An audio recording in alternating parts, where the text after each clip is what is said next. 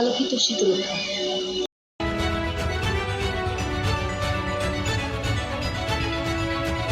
প্রিয় নারায়ণগঞ্জবাসী, নারায়ণগঞ্জকে সন্ত্রাসের রাজধানী বানিয়ে রাখা হয়েছিল। আমার সম্মানিত ভাইয়েরা, তিনি কি নারায়ণগঞ্জে আছেন? অহংকার ভালো জিনিস নয়। গর্ব অহংকার করতে নাই, দাম্ভিকতা দেখাতে নাই, ক্ষমতার জোরে ছড়ে ঘুরাতে নাই, মানুষকে খুন করতে নাই, সন্ত্রাসকে প্রশ্রয় দিতে নাই, সন্ত্রাসীদেরকে লালন করতে নাই। এই কাজগুলো যারা করেন, দুনিয়ায় তারা তাদের করুণ পরিণতির একটা অংশ ভোগ করেন এবং আখিরাতে আদালতে at the day of final judgement আল্লাহ তাআলা তাদেরকে শুলে চড়াবেন সেদিন। সেই শুলটা বাংলাদেশের বিভিন্ন দেশের বিদ্যমান শুলের মতো নয়, সেটা আগুনের মহাকুণ্ড। আল্লাহকে ভয় করুন, দাম্ভিকতা অহংকার পরিহার করুন, তওবা করুন, আগে মানুষ হন তারপরে মুমিন হন। আমরা কোনোদিন বলি নাই যে আল্লাহর মেহেরবানিতে কি এইখানে লোকদের একটু কষ্ট হচ্ছে, যারা মিডিয়ার ভাই তারা সামনে আছেন এই জন্য, তাই না? এখানে আবার লাল পট্টি মাথায় বেঁধে কেউ কেউ হুকুম দিচ্ছেন পিছন থেকে বসে যান।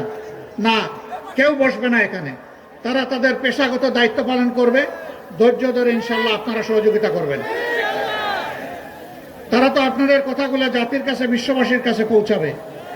এই কাজ না করলে পৌঁছাবে কিভাবে? ইনশাল্লাহ আপনারা ধৈর্য ধরে বসুন, কথা শুনুন, যতটুকু দেখতে পারেন আলহামদুলিল্লাহ। আমার সম্মানিত ভাইয়েরা, যারা মানুষকে খরিদ বিক্রির পণ্য মনে করে আমরা তাদেরকে ঘৃণা করি। আমরা মানুষকে মানুষ হিসাবে সম্মান করতে চাই, ভালোবাসতে চাই। এই সম্মান এবং ভালোবাসার ভিত্তিতে একটা দেশ আমরা গড়ে তুলতে চাই। না, আমরা আমাদের সন্তানদেরকে, যুব সমাজকে কথা দিচ্ছি, তোমাদের স্বপ্ন বাস্তবায়নে বাংলাদেশ জামাতে ইসলামী তোমাদের কাছে ওয়াদাবদ্ধ ইনশাআল্লাহ। এই স্বপ্ন যতদিন বাস্তবায়ন না হবে, আমাদের লড়াই, আমাদের সংগ্রাম দুর্বৃত্তদের বিরুদ্ধে অব্যাহত থাকবে ইনশাআল্লাহ। এই লড়াইয়ে তোমাদের পাশে আছি, সাথে আছি। লড়াই একসাথে আমরা করব ইনশাআল্লাহ। ইনশাআল্লাহ আগামীর বাংলাদেশ আমাদের বীর সন্তানদের হাতে আমরা তুলে দেব ইনশাআল্লাহ। তোরা দেশ চালাবি, পিছন থেকে আমরা তোমাদেরকে পরামর্শ দিব, সহযোগিতা করব, দোয়া করব। ভুল করলে শক্ত করে টান দিয়ে ধরব। যে ভুল করা যাবে না, অনেক ভুল এই জাতি করে ফেলেছে, আর তোমাদেরকে ভুল করতে দেওয়া হবে না। সেই রকম একটা স্বপ্নের বাংলাদেশ আপনারা চান কিনা? ওই বাংলাদেশটা হবে ইনশাআল্লাহ মানব। যদি আপনারা এইভাবে আমাদেরকে সহায়তা করুন, ইনশাআল্লাহ সাম্যের বাংলাদেশ, ন্যায় নীতির বাংলাদেশ, দুর্নীতিমুক্ত বাংলাদেশ, দুঃশাসন মুক্ত বাংলাদেশ, মানবিক বাংলাদেশ আমরা আপনাদেরকে সাথে নিয়ে উপহার দিতে পারবো এই দেশবাসীকে ইনশাআল্লাহ। তার কোনো জায়গা নেই। কেন? নারায়ণগঞ্জ গর্বিত একটা জায়গা, এখানে কেন একটা মাঠ থাকবে না যেখানে প্রশস্তভাবে সকল দলমতের মানুষ এসে কথা বলার সুযোগ পাবে? অতীতে কেন হলো না?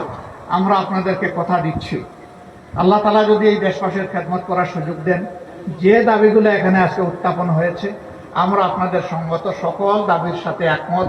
আমি আরেকটা যোগ করে দিলাম যে এখানে একটা বিশাল মাঠেরও প্রয়োজন হবে। আমরা দায়িত্বে গেলে এই দাবি আপনাদের আর এগুলা তুলতে হবে না। এটা আমাদের পবিত্র কর্তব্য হবে এই দাবি বাস্তবায়ন। আর যদি আল্লাহ তাআলা ওই পর্যায়ে সেবার জন্য আমাদেরকে মনোনীত না করেন, দেশবাসীর ভোটে আমরা যদি নির্বাচিত হয়ে সরকার গঠন না করি, তাহলে সেই দাবি আদায়ে আপনাদের হাত যখন উপরে উঠবে, আমাদের হাতগুলো আপনাদের সাথে থাকবে ইনশাআল্লাহ। আল্লাহ তাআলা নারায়ণগঞ্জবাসীর উপর রহম করুন। কষ্ট করে আপনারা ধৈর্য ধরে এই জনসভাকে সফল করেছেন, আমাদের কথা শুনেছেন। আমি অভিনন্দন এবং কৃতজ্ঞতা জানিয়ে আমার বক্তব্য এখানে শেষ করছি। আল্লাহ হাফেজ। বাংলাদেশ। আলোকিত শীতলক্ষা সকল সংবাদ পেতে আমাদের ফেসবুক পেজে ফলো, লাইক দিয়ে সাথে থাকুন।